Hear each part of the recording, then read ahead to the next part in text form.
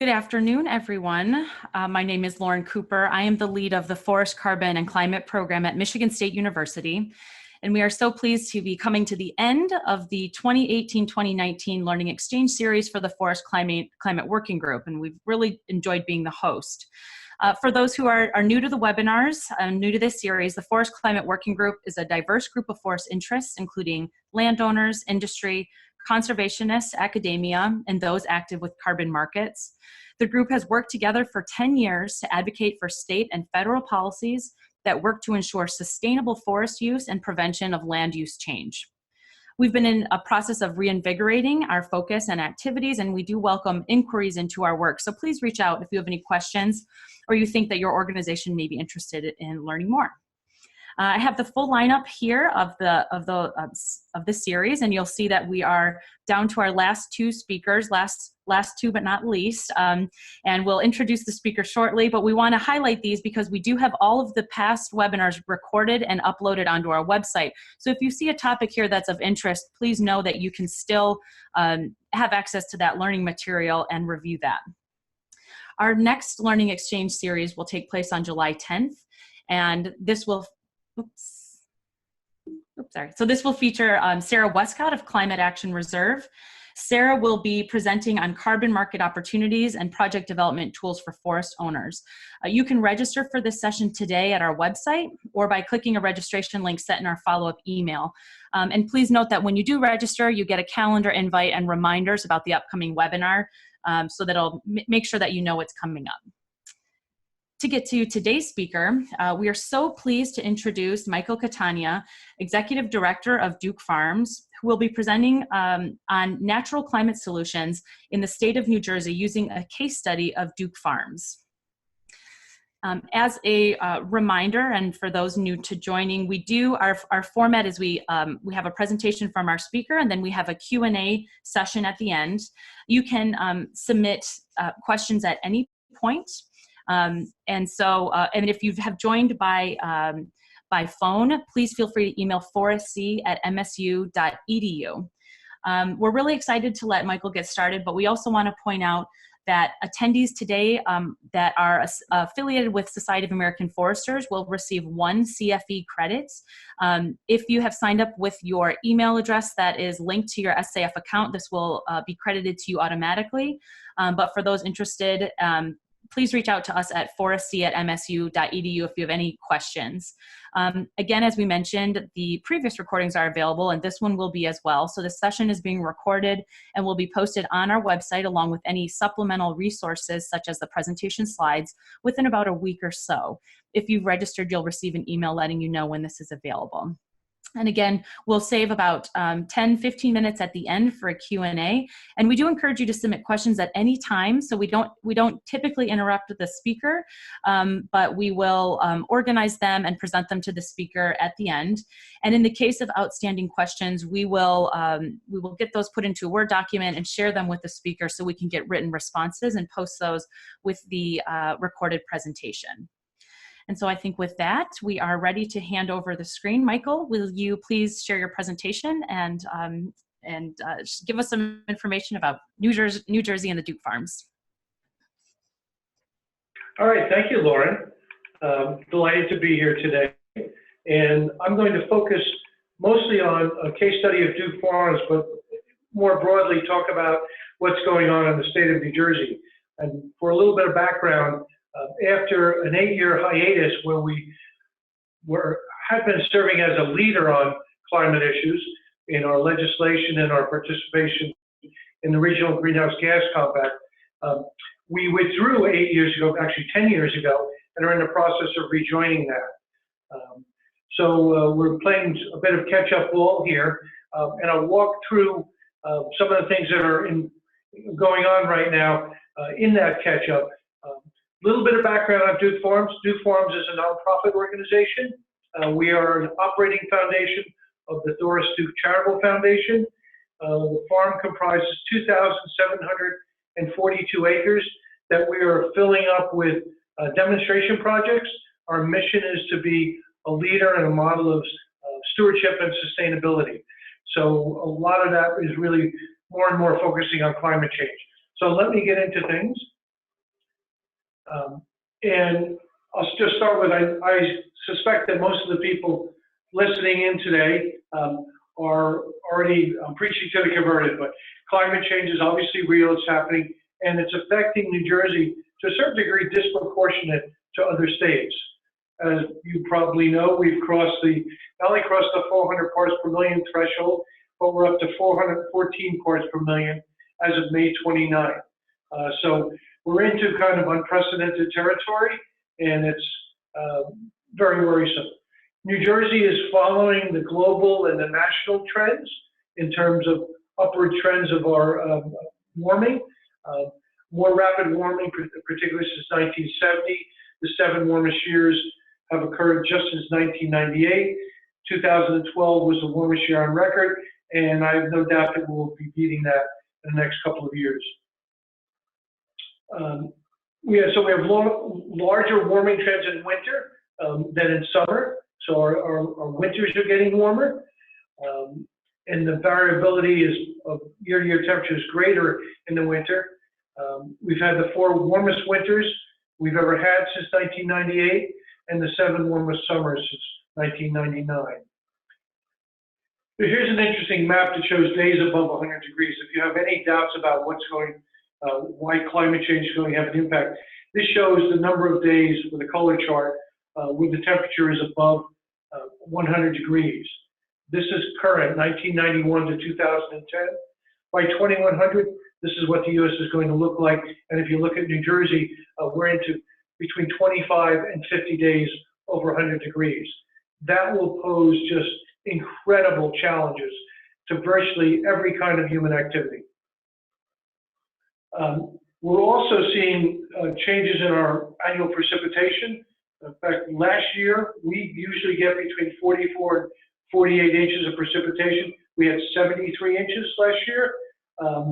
So there's an upward trend, but more importantly, the trend is really coming in terms of precipitation, coming more and more from heavy events. And you see New Jersey is part of the Northeast where 71% of our precipitation is coming from very heavy events. Again, that presents huge challenges, particularly in a state like New Jersey, that is the most densely populated state in the nation, where we have almost completely developed our floodplains. We have a large coastal area that's almost completely developed. So this is going to, present some very, very serious challenges. So our heavier rains are going to become heavier. Our dry spells are going to lengthen. And some of the specific things we'll see is more warm extremes and fewer cold extremes. Heavier rains are going to become more intense, more frequent dry spells, rising sea levels, and we also have subsiding land here in New Jersey with this increased frequency and intensity of coastal and riverine flooding. So definitely time to take things seriously.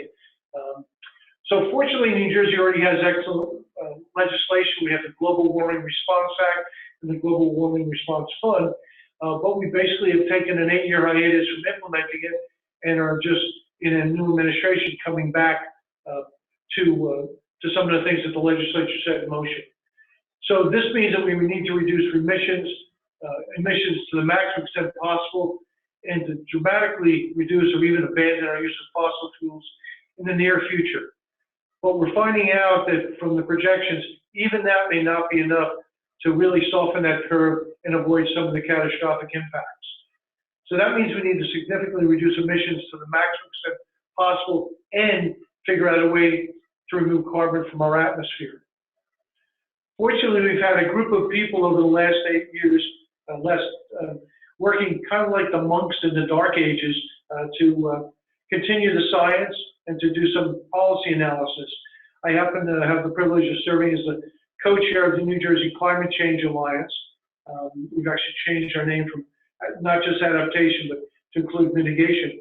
And this is a group of about 60 stakeholders, academics, local elected officials, emergency response managers, nonprofit organizations, environmental justice group, utilities, and other corporate interests that have banded together to really kind of look into what our policy options are. We've issued a series of white papers. We hold conferences. And here's the website here. You should check it out. There's a number of excellent white papers and policy analysis options on that website. So now I'd like to kind of turn to Duke Farms and talk about what our overall strategy is for addressing climate change here. And it includes, obviously, energy conservation, trying to analyze and reduce our carbon footprint, maximize our use of renewable energy, revise our landscaping and farming practices so that we can start turning Duke Farms into a carbon sink and sequester as much carbon as possible, but also share these lessons, both our successes and failures, with the public and with the professionals through training programs here. So we're on an 8-step program. It sounds like a weight reduction program, and in a way it is. We're actually at step 5 now. We've done a lot in reducing our overall emissions. In terms of using natural climate solutions, we first had to control the overabundance of white-tailed deer here. And 10 years ago, we put up a big deer fence and launched a very serious deer management program. It's very hard to grow trees or restore things if you have deer that are overgrazing them. Then we started to engage with academic partners to establish rigorous baseline values. And I believe one of our academic partners, Stephanie Murphy, may be on the call today. We've recently engaged a team of 10 or 11 scientists at Rutgers to help us with establishing baseline values for various areas throughout Duke Farms, and also establishing test plots to start monitoring the amount of carbon that we're building up in our soils and vegetation.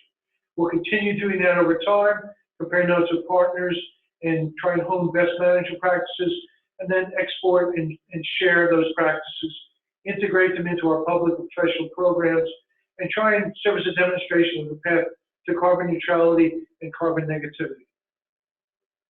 So we started with energy audits. We have 45 principal structures at Duke Farms that range from 2 LEED platinum buildings to 100-year-old stone buildings. And now we're in phase 2 of implementing energy conservation measures to lower our usage. We did this interesting energy map with one of our consultants.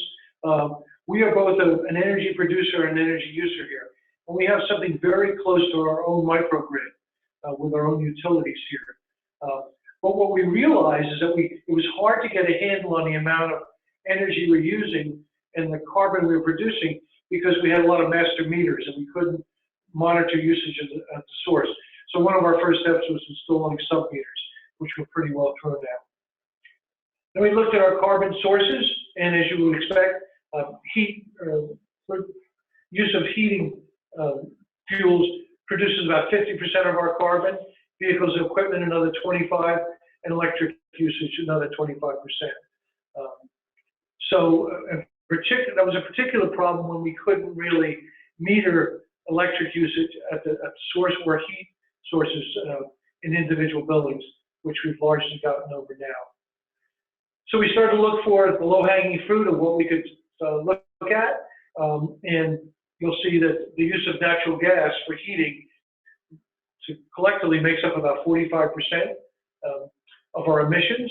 And one of the surprises here was use of gasoline by employee vehicles made up about 15%. So we intend to pursue a 3-phased approach. First, to get our operations carbon neutral and hopefully carbon negative, and then to take our employee commuting into account and try and go neutral and negative there. And then, since we attract a lot of visitors here, between 300,000 and 400,000 visitors a year, we'd like to see if we can turn the property into a big enough carbon sink to offset those emissions as well. And that's going to be a very significant challenge and take a while. So part of our energy conservation program is to reduce our gasoline vehicle fleet. We have a fleet of global environment motor cars, electric vehicle charging station, preferential parking for hybrids and electric vehicles. We've tried some incentives for mass transit. And again, here's Prius Row in our parking lot, which are the closest spaces. and you think this isn't a significant incentive, you should come here on Sunday when people are into overflow parking and see how far you have to walk. So if you have a Prius or an electric vehicle, you get better parking here. We're also in the process of electrifying as much as we can. Since we have our own solar array, whatever we can electrify is essentially carbon-free. So we're doing all of our tools, lawnmowers, trimmers, things like that. And again, these are used in a place where there's lots of public visibility. So we're trying to get the message out, and these are things that people can emulate to reduce their own carbon footprint. Trying to maximize a renewable energy through a solar array, geothermal wells, encouraging people to hike, and we have our own bike share program. And then we're hoping to do some demonstrations of bird-friendly wind power as well as hydropower. We have some interesting little uses of solar power. This is a little booster for the heating system. We have an orchid range. It's actually a LEED Platinum conservatory. That seems like an oxymoron. I understand why. But we preheat the water that goes into the boiler, and it dramatically reduces the amount of natural gas needed to maintain temperature in the orchid range. Our solar array takes up 2.6 acres, provides 640 kilowatts of power, and right now it gives us about 50% of the electric usage here. We'd like to double or even triple that, and we're looking into appropriate locations to do that. The building that I'm sitting in right now, our visitor center, is heated and cooled by 56 400 deep geothermal wells that, with the assistance of heat pumps, extract both heating and cooling at different times of year. It's a fairly sophisticated technical system, but it works pretty well. And then we do almost 400 educational programs a year here for the general public, as well as short courses, professional training, especially for teachers, but for environmental professionals of every type. Lots of demonstration projects, both emissions reductions and natural climate solutions. So you can take a break during a class or a program here and go out and see something that we've been talking about. We make our facilities available for conferences and workshops for mission-related nonprofits, profits, and government agencies. We have a huge community garden program at a farmer's market to promote local food production and with the beneficial climate implications that has. So I'm going to go into natural climate solutions a bit now. As I said, we're more and more coming around to the point of view that no matter how much we ratchet down emissions, we're still going to need to get carbon out of the air. And so there's been a lot of academic thinking and publications recently about how much can nature contribute. One paper in particular, which is co-authored by about 20 people, is called Natural Climate Solutions, and that is estimated that we can probably contribute about a third of what we need to reach the Paris Accords, staying below that 2% centigrade temperature increase pathway. So here's a nice chart that shows kind of where we are, where business as usual would be. And with natural climate solutions, we can mitigate about a third of what we need to do. So that's a serious contribution that we have to learn more about. And probably the biggest thing we need is real demonstration projects that are monitored in a scientifically valid way. So Duke Farms is one of a handful of facilities in the Northeast that is taking this very serious and trying to have a very rigorous monitoring program to really measure both baseline values and then how much carbon we are building up in our soils and vegetation. So we're very excited about this initiative, and really this is a great opportunity to share it with a lot of people, because we see this as something that needs to be done on a widespread basis, not instead of reducing emissions, but to complement very significant emissions reductions. So if we get to 1/3 of our climate solutions from natural climate solutions, that's a really nice contribution. So I actually met Lauren Cooper last summer when she was the expert facilitator for a breakout group that I had, the U.S. Climate Alliance had a natural and working lands learning lab, and they invited all of the states participating in the U.S. Climate Alliance. I think it was 16 at the time.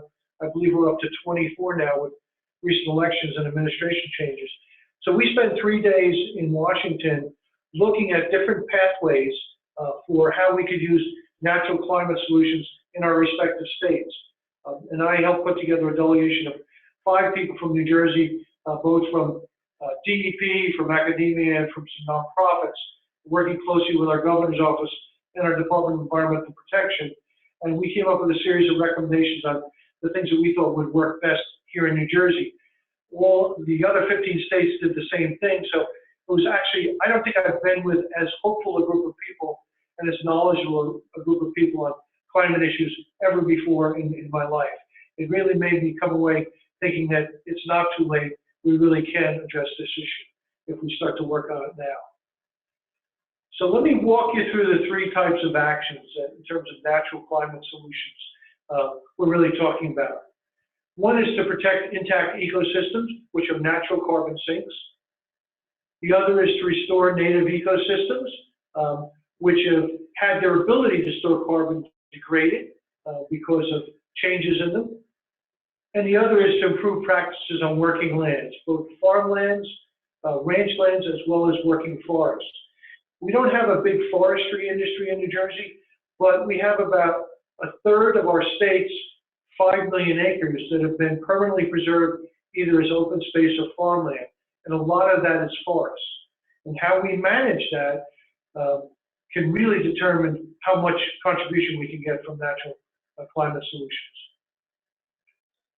So here at Duke Farms, when we talk about natural climate solutions, we're talking about the 590 acres of restored wetlands that are in the Federal Wetlands Reserve Program, the 370 acres that we've already placed in the Federal Grassland Reserve Program, and we have another 400 or 500 acres of grasslands that we hope to get into that program in the future. We've already planted more than 340,000 native trees and shrubs. As you can imagine, with a white-tailed deer overabundance problem, we had a browse line that started about 6 foot up from the ground, and there was basically no regeneration of trees here at all. But with 10 years of a very aggressive deer management program, the property is now regenerating. We've done a lot of plantings. The native seed bank has come back, and we have lots of young trees. In fact, we have the hunters complaining that the vegetation is so dense they can't see the deer, and it's difficult to hunt. We had to explain to them that that was the purpose of the program. We've also converted more than 250 acres of turf grass to native meadows. This was a manicured estate, back in the day, and there were about 350 acres of turf lawns.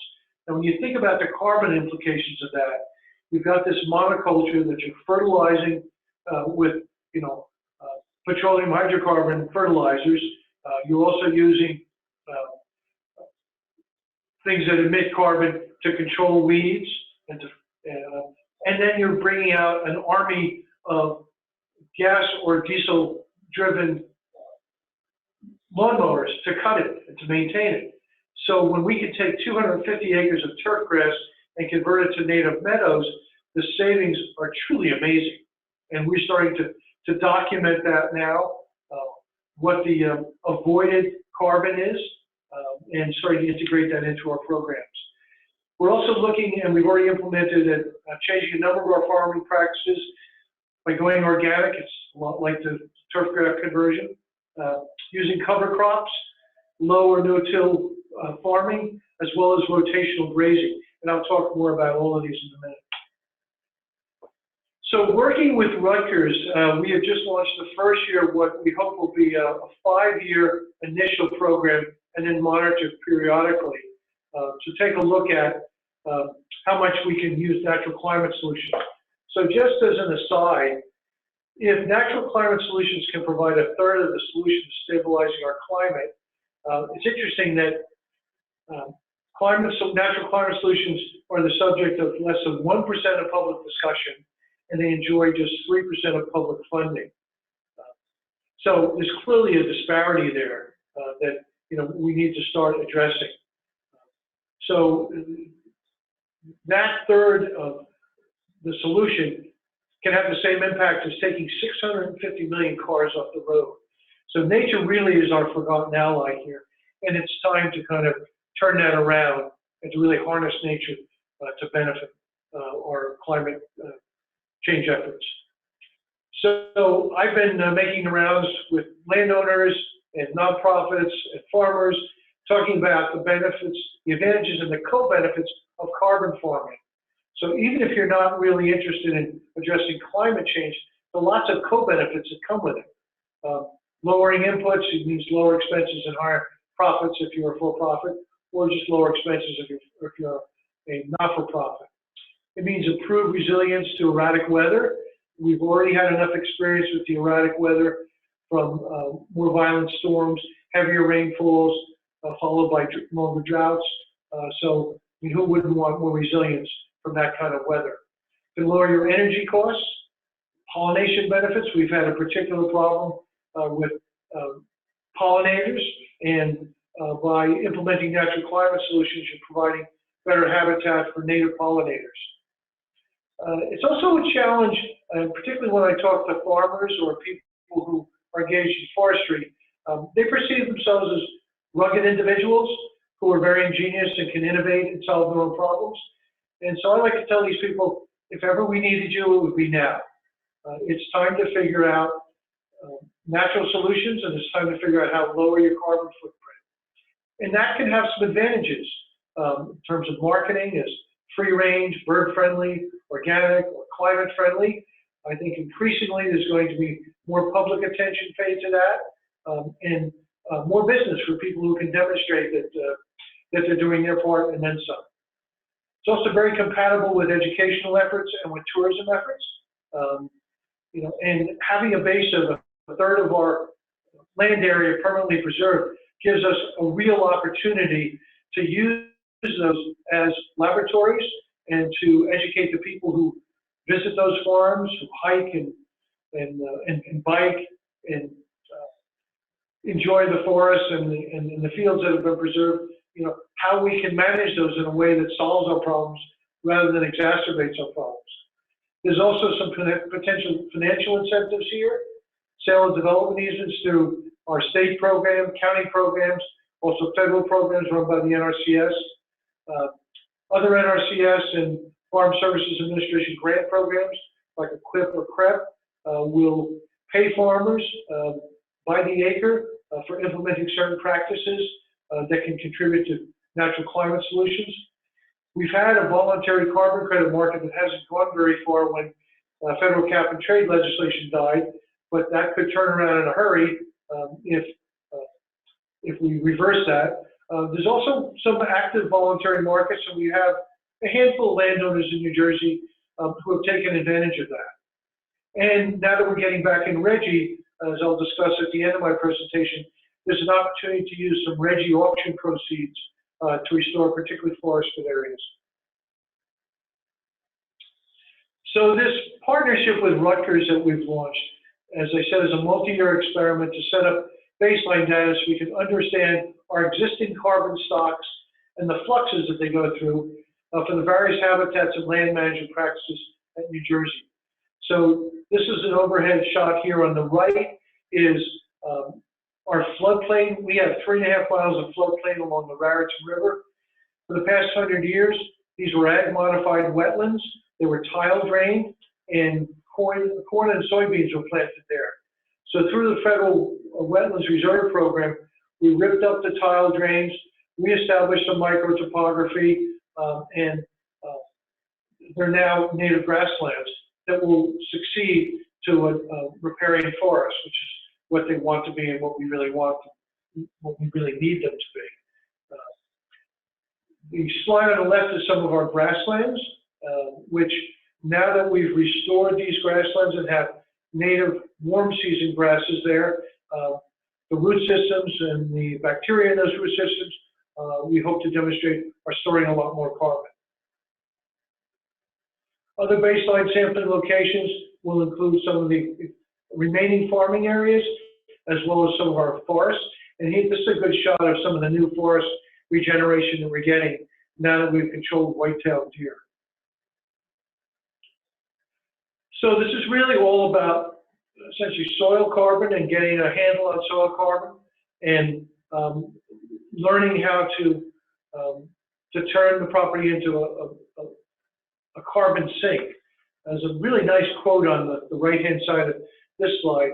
A mere 2% increase in carbon contents of the planet's soils could offset 100% of all greenhouse gas emissions going into the atmosphere.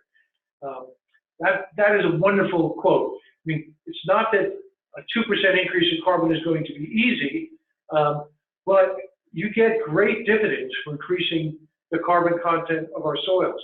And it's not that difficult to do.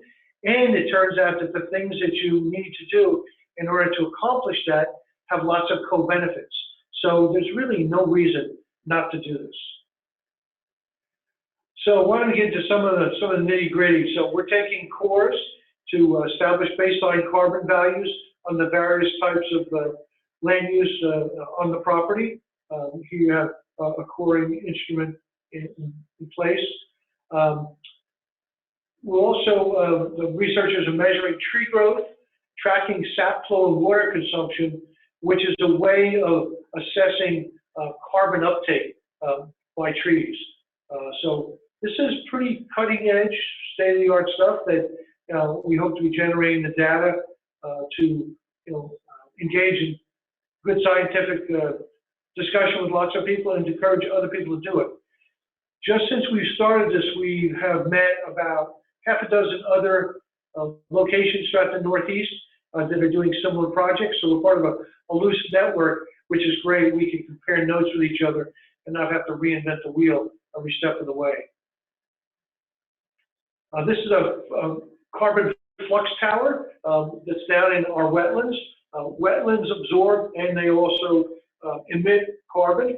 So we're measuring that flux so we get a better sense of the values over time and what the ranges are, and see how we're affecting that ranges by how we're managing those wetlands. In terms of our farming practices, we've been using cover crops, and we make lots of compost here. We accept municipal leaves from 5 surrounding towns. We mix it with vegetative waste and manure from the farm. We have a pretty good scale composting operation. So we're applying that to our soils. The thought is that if we can improve the soils, we can improve their ability to store more carbon. Now, there are some carbon emissions from this, so we also have to look into what I would call honest accounting. How much carbon are we releasing by some of these activities, and how much more carbon are we storing because of the use of some of these practices. Which leads me to our one of our grand experiments, bringing a cattle herd here to Duke Farm. So cattle are usually associated with part of the problem of climate change, and burps and farts from cows are a prime source of methane, but they don't have to just be part of the problem. By having rotational grazing in well-managed pastures, we're finding, or we're hoping to find, that cattle can help us manage the land better and improve the land's ability to store more carbon. So we have a herd of about 65 cattle right now. We're grazing them on about 300 acres. We hope to expand that to about triple that size of both cattle and acreage, and then to document what the impacts are. So we're very excited about this. It also turns out in terms of co-benefits, we're producing grass-fed beef. The cattle are healthier. We're producing healthier food, and it's not being shipped great distances. So we think that if we can document the actual carbon accounting as well as the co-benefits, hopefully we can encourage other people to change the kind of practices that right now make cattle ranching kind of a culprit. We think it doesn't have to be, and we hope to demonstrate that. Here's just kind of a little frivolous slide to demonstrate that. Farmer Mick converting his tractor to gas. Would that it was as simple as mounting a cow on top of your tractor. But we're also finding that the habitat value of these new pastures, we're documenting the use by a suite of rare birds, some of which we had thought were extirpated from this part of New Jersey, that we're now monitoring here. So this is coming full circle in terms of our mission. We're finding that the more we do things to address climate change, the more we address other stewardship issues, and the more we successfully pursue our overall mission. A lot of it just is how we use the land. Here's a slide here of our frontage along the Raritan River. This is the 3.5 miles of frontage. Now, when this was used for corn and soybeans, a lot of intensive petrochemical use to fertilize the soybeans, to plow the fields, and every time the fields were plowed, carbon was released from the soil. The soil was left to erode in the next storm. It was exacerbating downstream flooding. So by reversing that process, revegetating these areas, well, actually restoring these areas to break up the tile drains, restore some microtopography, and then putting in native species of grasses with very substantial root structures, it not only helps address climate change, but it's helping to alleviate the flooding at least somewhat that affects downstream communities. This is a long-term research project. We are going to allow this area to revert to riparian forest. We've done some plantings that you can see in the lower right. Once this is a fully mature riparian forest, we hope to be able to demonstrate that it will be storing significant amounts of carbon and holding a lot of water as well. One of my favorite things around here is converting turf lawns to meadows.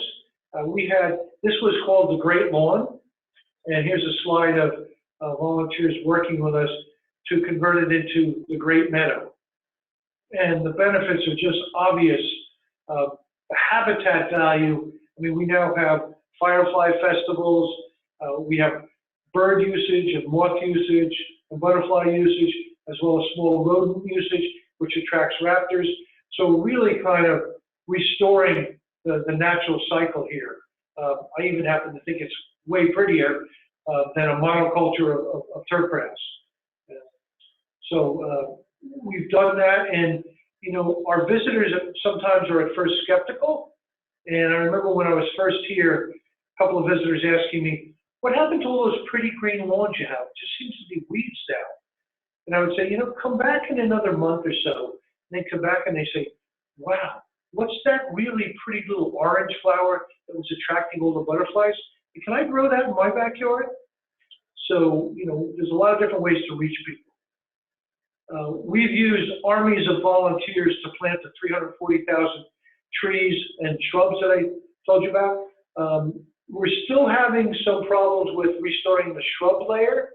It turns out it's not as easy, and we have some new invasives to deal with.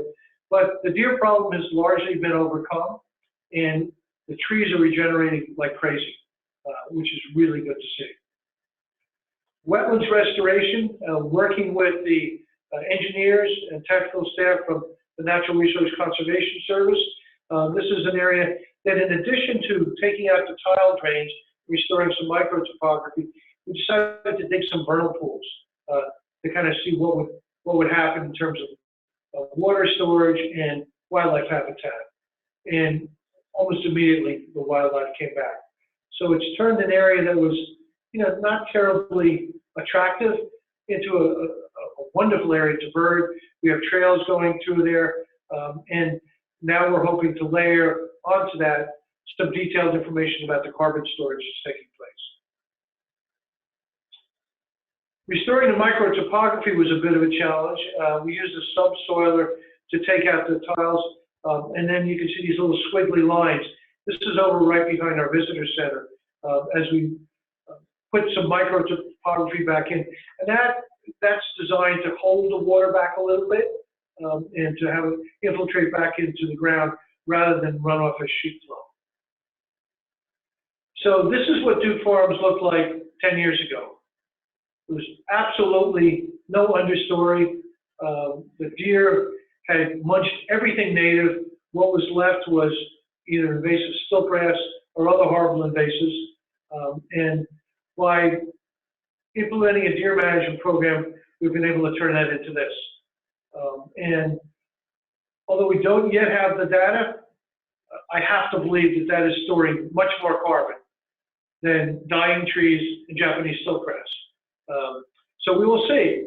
Stephanie and her colleagues will be doing the monitoring and establishing the test plots, so we'll be able to show definitively. And that's probably something that we really need to do so that we can encourage other people to undertake similar natural climate solutions. Here's a good shot of kind of the carbon footprint analysis that's ongoing throughout the property with the assistance of Rutgers faculty. I only have a couple more slides left, so I want to just summarize a couple of things you can do to address climate change. In addition to doing your own carbon footprint and reduction goals, conserving energy is always a good idea. Driving an electric or hybrid car, becoming a locavore to the maximum extent possible, using organic gardening or lawn methods, or better yet, get rid of your lawn and grow a meadow. Conserving water, because conserving water is conserving energy. Staying informed and spreading the word. And probably the last one is the most important.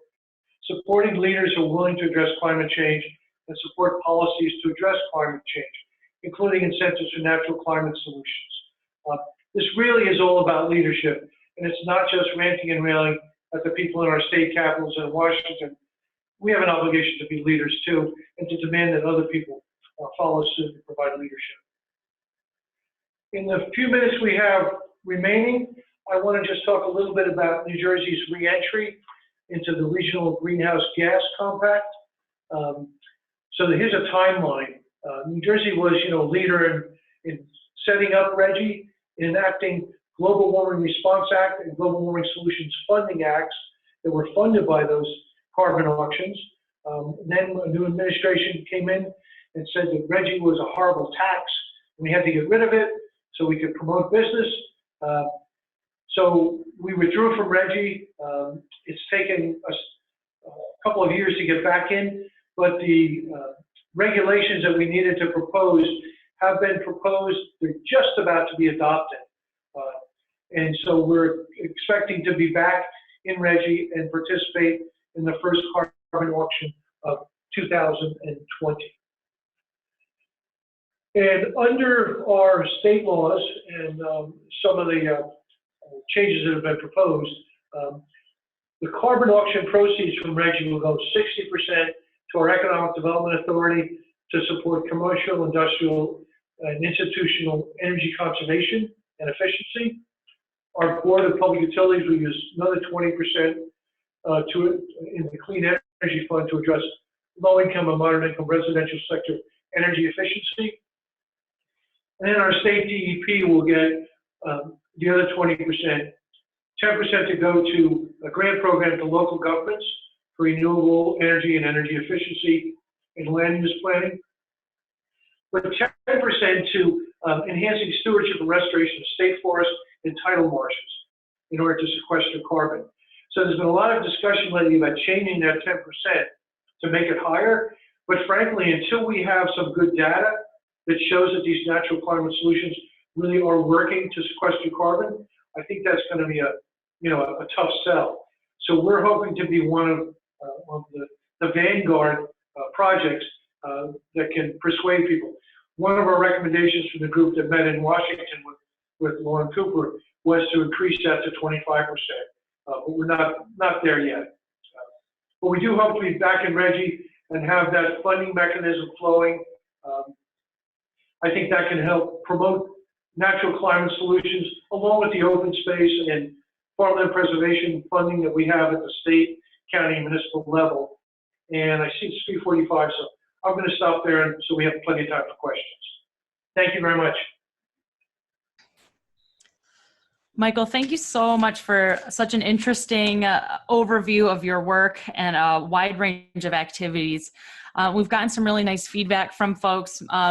Some folks just thanking you for the leadership in this space, and a kind of an inspiring range of activities and really forward-thinking uses of the land and leveraging the landscape that you have to inform a range of stakeholders. So thank you again for the presentation.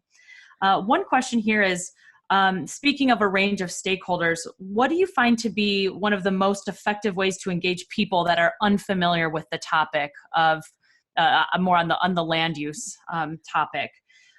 So, you mentioned farmers, but you also mentioned kind of the general public. But so for those that aren't familiar with the topic, how do you go about bridging into the carbon and the climate pieces? I think actually getting them on the property and showing them what we're doing and integrating that into our public programs is really the best way. It's amazing when people come here, either as a casual visitor or to sign up for a program, and they get to see some of this, and all of a sudden you can watch the light bulbs going off, and they start asking, more specific questions. It's been a great way. We're very fortunate that we have high visitation. It turns out not only we were worried that it might be a constraint, it's actually an opportunity. Yeah, that's great. And again, we've talked about this in preparation for the webinars. Duke Farms really has a unique opportunity to engage people, and I wonder if folks from other states have similar examples or other opportunities to engage the public at a similar scale. And you mentioned a lot of activities that are happening with data collection and scientists and obviously restoration projects. Can you talk a little bit about how you leverage academic and conservation group expertise in these projects? Well, one of the ways we do that is by hosting a number of workshops and forums here and encouraging people to come together and compare notes. And the foundation really believes we have an obligation to use this property for that purpose and to use our resources to kind of make mistakes that people can learn from. So in addition to getting things right and sharing those lessons, to show people kind of how not to do it. I think it was Thomas Edison that somebody asked him, weren't you frustrated that you failed to invent the light bulb 10,000 times? He said, I didn't fail 10,000 times. I found 10,000 ways not to make a light bulb. And but for those 10,000 times, I wouldn't have actually invented it. So if we can kind of learn from our errors as well as our successes, and then share it with people when they come here for professional training or as casual visitors, that's really what our mission is all about. That's great.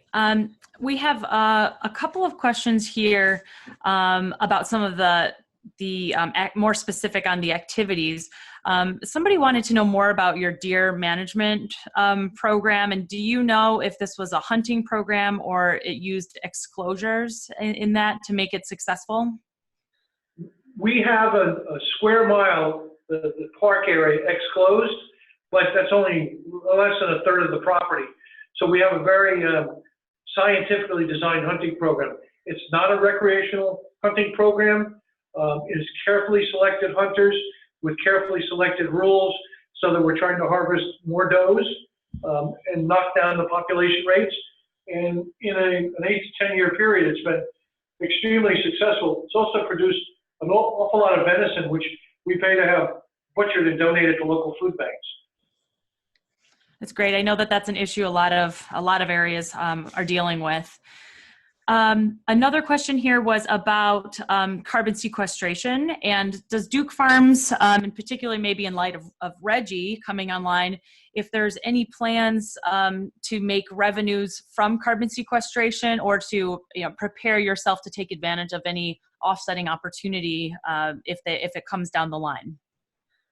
I think we would certainly explore the possibility of selling carbon credits, but unlike other landowners, we don't need to do that. But we are very conscious of the fact that we want to demonstrate things that other people can do, not just foundations with big endowments.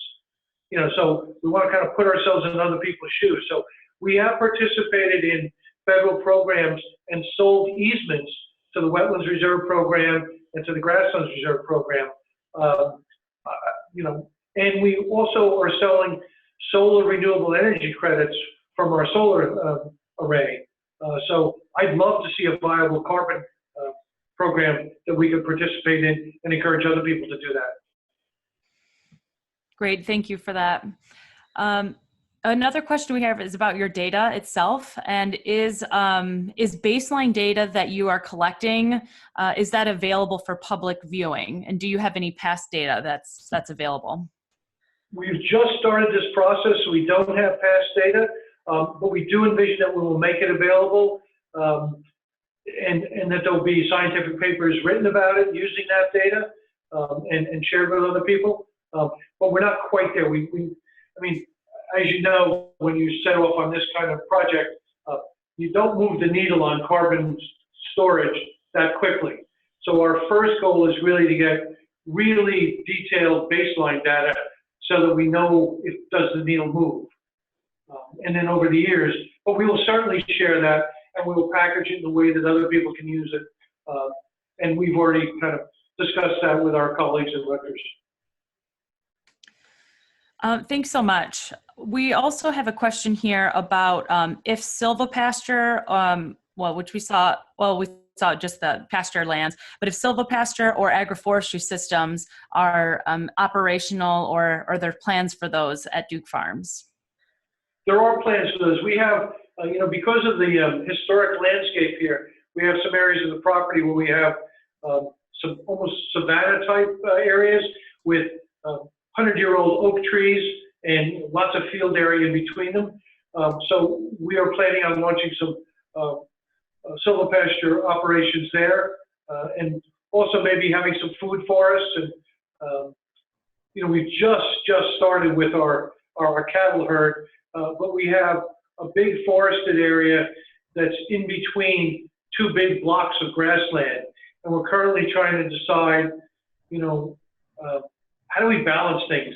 I mean, obviously, we could maximize sequestering carbon if we did nothing else but just plant trees all over the property. And that would increase our contribution a little bit. But I think we view our real contribution as demonstrating a wide variety of techniques so that lots of other people can leverage that.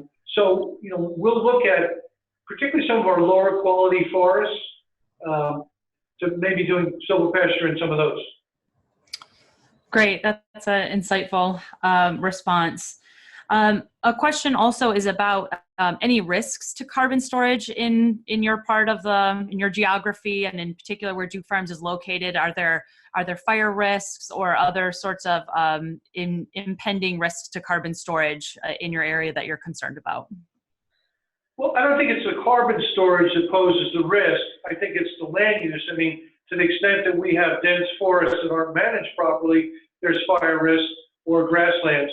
But the nice thing about doing this in a holistic way is if you properly manage these areas, I think it demonstrates a way to control those risks. One of the issues in New Jersey is that we have over-mature, overstocked forests that are real fire hazard. And they probably already kind of are past their maximum stage of storing carbon. So one of the things we hope to demonstrate is by better forestry management, you can actually lower the risks of fire. And even grassland management, by having rotational grazing, you know, we're gonna have a better ability to control vegetative growth and to seek that sweet spot where we maximize carbon storage, but also get the other co-benefits we're looking for. Thank you so much. Another question we have here that just popped up is, are you selecting more climate adapted tree species to future warming scenarios? We have just started to do that. We actually just planted an array of black gums, tupelos, that are more prevalent in South Jersey. But we realized that if we're going to plant new trees here, we need to keep our eye on what's going to thrive in the future, in our future climate. So yeah, Just like I think Chicago is doing that in their parks, we're starting to selectively plant different species here. Not alien species or invasive species, but species that are moving closer to us, because we're going to have to think about replacing. As an example, we have a maple syrup operation here right now, which is wildly popular. We have a maple syrup festival. Well, the range of sugar maple trees is changing so that 30 to 50 years from now, we're not going to have new sugar maple trees here. So we have to think of alternatives to that and think about when you plant a tree that's going to live for 100 or 150 years, you need to think about what the climate's going to be when that tree is mature. Thank you for that. Another question linking back to the changing climate and tree species and engaging with the public. How do you feel that the public is perceiving the need for some of these approaches like assisted seed migration or swapping out more or removing maladapted species? Do you think the public is kind of ready to think about land management in that way, or is that more in line with very like future oriented programs like Duke Farms or more or states that are already further along in their climate policies? Like, do you see that there's parts of the public that are really not there yet? I think that's definitely true.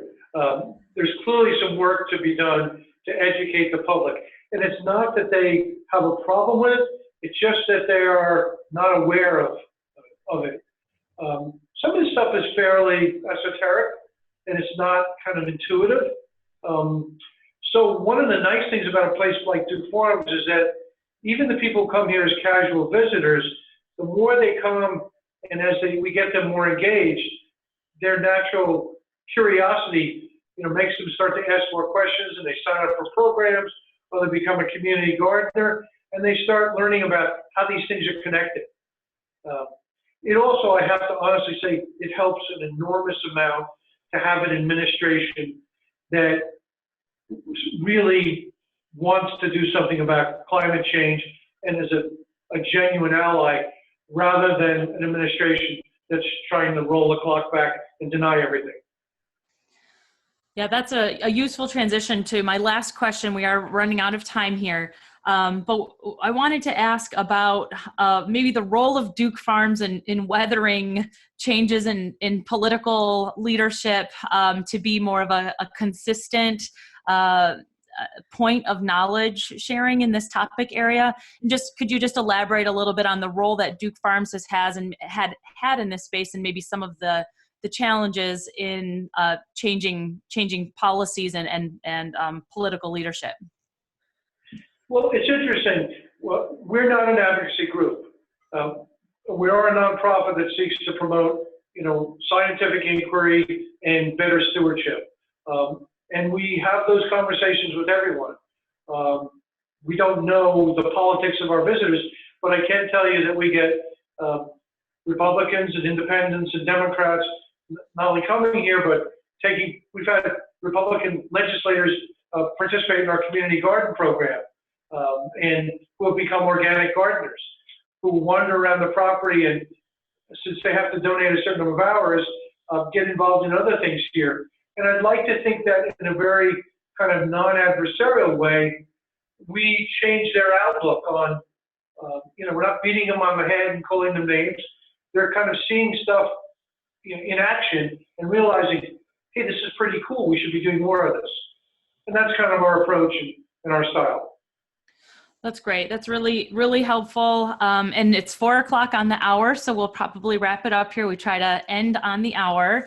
But I want to take a moment to thank you, Michael, for this really informative presentation, really great imagery, and we appreciate you demonstrating all of the specific examples. We've had a range of topics in this webinar series, but not many have really been able to provide a case study approach and dig into how this really looks on the ground in some specific scenarios. So thank you so much for that. And I also want to remind you. Thank you, Lauren. My pleasure. Yeah, absolutely. And I also wanted to remind everyone that this is being recorded. So if you'd like to share this with a colleague or review this material later, and for anyone, of course, that signed up that was unable to join, this will be available.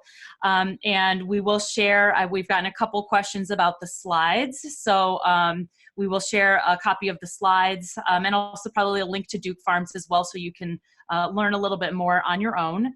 And again, if you're interested in joining the next webinar, please feel free to register and you'll get some reminders.